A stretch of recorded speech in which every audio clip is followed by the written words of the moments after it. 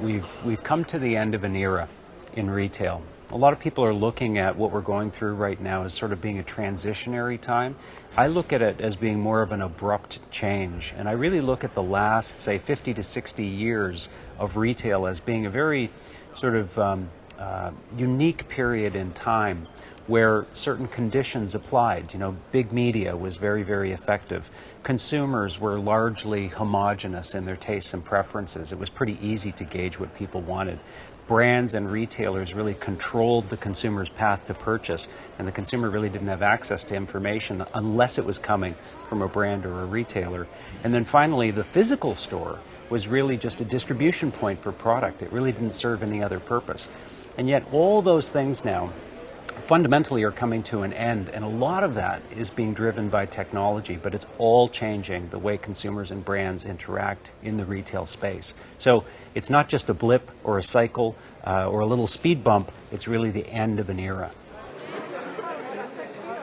A lot of people say the internet changed everything in terms of giving consumers access to information, and to some extent I believe that that's true, but I don't think that we've really seen the actualization of power on the part of the consumer until the mobile device, until the smartphone came along. And I say that because now the answers aren't just sitting at home on your desk in a database, they're in your pocket. We have access now to vital information as we as consumers move through the world and we're making decisions about things. We can access the opinions of other people. We can sort of access the thoughts of the crowd on a particular product. We can get information on suppliers, on vendors, on manufacturers that even manufacturers don't necessarily know is out there. So the consumer has absolute power now, I think, in making decisions about what they buy, where they buy, and who they buy from. We all say we want creativity, and we all say that we want innovation. It's very, I mean, I'm sure if you went into the conference hall right now and you talked to 100 people and you said, is innovation an important part of your business? All of them would say, yes. We look for innovation, we thrive on innovation. And yet, in most cases in companies, when innovative ideas come forward, they make people feel uncomfortable. And that's what true innovation does. Creative ideas are things that push us out of our comfort zone. So it takes a rare company to have the courage to actually act on those things instead of just sort of putting the brakes on them or slowing down. So courageous companies are really going to be the ones that succeed. You know, we say, is it the most creative company? Is it the most well-funded company? Is it the largest company that will succeed? And I say, no, it doesn't matter what size you are. What matters is the amount of courage that you have to actually act on great ideas, even if they make you uncomfortable. And I think the first step for me is not necessarily jumping to an answer, but it's more about asking questions.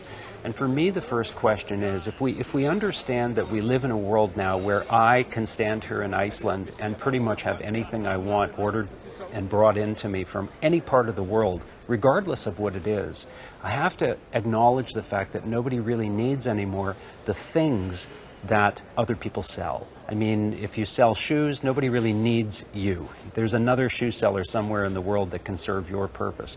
What matters is how you do what you do, and why you do what you do. So it's the beliefs that underpin your business, and it's the processes that make you unique compared to others in the marketplace. Those are the things that really define you. So if you acknowledge the fact first and foremost that nobody needs what you sell anymore, they need how and why you sell it, then it's going to force your organization, I think, to rethink how you do business, and that's what's going to set you apart. So it's not necessarily jumping to one solution or another saying, oh, this technology will be what gets me through to the future. I don't think it works that way. It's really about reconstructing your value proposition. And I really look at what's going on now, the ability for, say, a small business somewhere in the world to create something remarkable and have people find out about it through Facebook or through Twitter or Pinterest. I look at that as being a really remarkable period in time. I think we're really entering the golden age of retail. So for me, as somebody who's been in the business now for 25 years, I don't think I've ever seen a more exciting time in the industry.